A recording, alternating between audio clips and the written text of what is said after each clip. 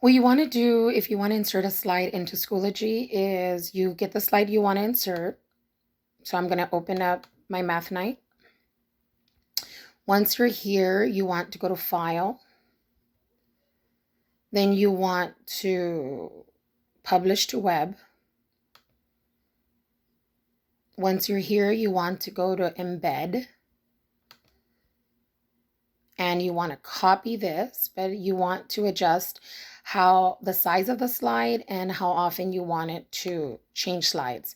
So I want my kids to read it, so I do every minute, and then I don't want it so big that it's disruptive. So then I want it to also restart in a loop. So it'll play in a loop. Then you just copy this and you go over to, now let's move down. You come over here to the three dots. Make sure you read everything that's on here, because some of this you want to make sure you read, okay? Then you want to go over to your Schoology. I'm just showing this very quickly. Add materials, add page. When you're in Schoology, you need to make sure that when you add page, you give it a title.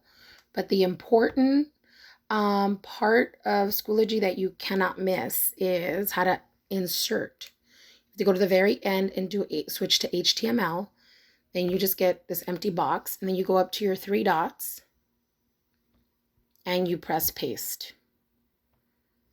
And here are the dimensions of your how big your slide will be on display. It's 480 to 299. You can change that, but first, one step at a time. Here you want to make sure it says display inline so that the kids can see it right away. And then create. And anything you create, well, I didn't give it a title. I'll just put M for this, then create. And then anything you create that's new will be towards the end of your materials. It'll be the very last one. There's M, and there it is. And you're all done. Now, if you don't like how the size of it, then you can go back and edit and change the dimensions. Edit. And then it'll take you right back here. And you can go right back to HTML. And it'll show you the code. And then you make sure to press change this and make this smaller. I try to keep the ratio the same. So if I take 50 off here, I try to take 50 off here, you know, just to keep the shape as original as possible. Okay. Then you just save your changes and you're all set. You'll see it there. And it'll play just like it does in your slides.